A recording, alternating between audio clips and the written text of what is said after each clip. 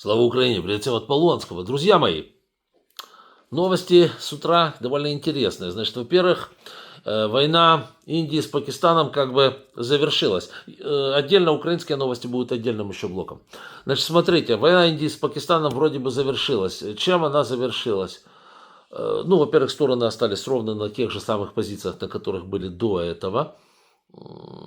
Стороны обменялись ударами, причем пакистанцы более удачно, потому что они позбивали индийские самолеты и сбивали они их ракетами, выпущенными в Китае. То есть они оказались более дальнобойные, чем европейские.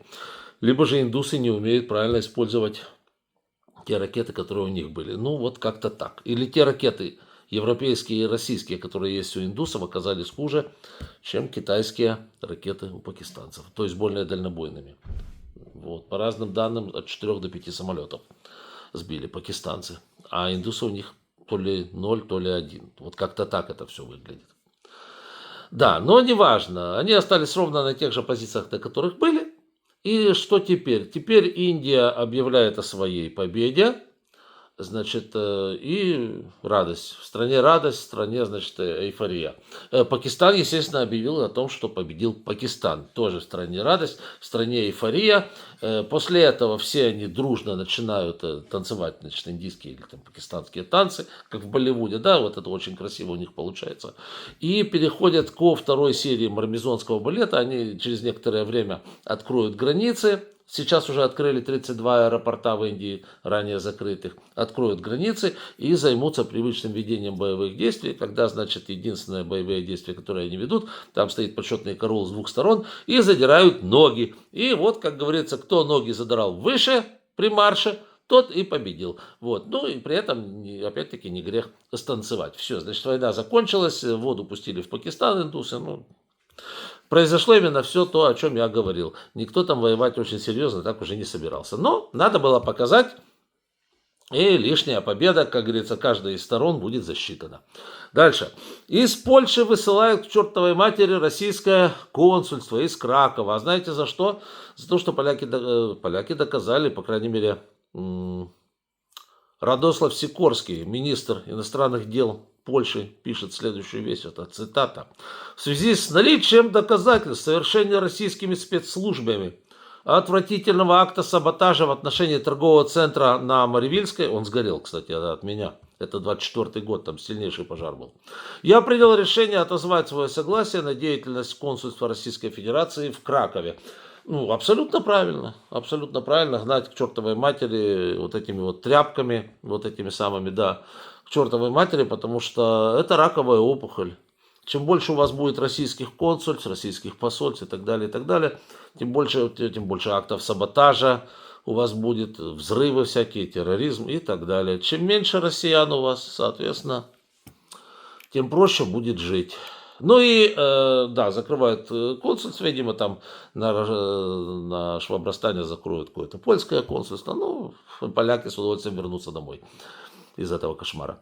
Да, значит, закончено, вот видите, одновременно как бы Индия с Пакистаном закончили вот такую вот не великую, не отечественную войну, а, значит, США с Китаем вроде как притухло. Одни поняли, что не могут без других, другие не поняли, что не могут без первых. Да, значит, большая торговая война между Китаем и Соединенными Штатами приостановлена. Еще не остановлена полностью, они сейчас будут договариваться.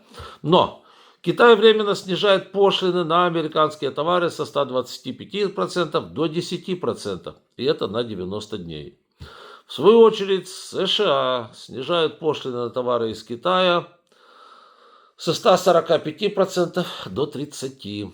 Причем вот эти новые тарифы Трампа будут иметь 10% базовую ставку и 20% надбавки за то, что китайцы делают им проблемы с, вот я так, фентанил, это, я так понимаю, какой-то новый искусственный наркотик, с которым большие проблемы, который валом идет в США сейчас, и американцы требуют, скажем так, его поставки ограничить, либо же вообще свести под ноль. То есть все тут зависит от Китая. У меня, знаете, из этого всего есть только один очень большой вопрос.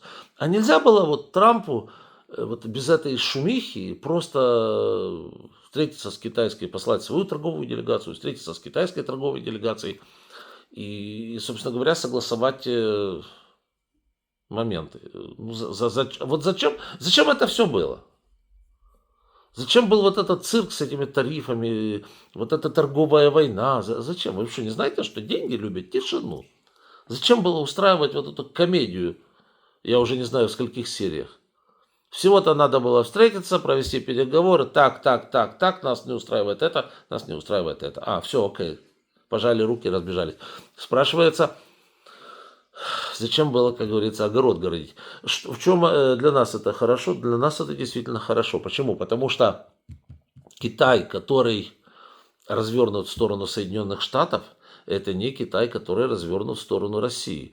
И если, а я думаю, что всегда, во всех случаях, Соединенные Штаты Америки, когда они с какой-то страной приходят к соглашению, там есть такой небольшой всегда пунктик о том, что вот не нарушать санкции Соединенных Штатов Америки и так далее, и так далее. То есть для нас это хорошо. Я думаю, что Китай будет сейчас менее активен в помощи России. Но это как минимум. Вот так вот.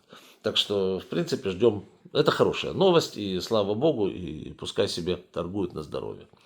Дальше. Ну и такое, знаете, землетрясение такого местного масштаба в Турции. Рабочая партия Курдистана объявила о самороспуске и прекращении вооруженной войны в Турции.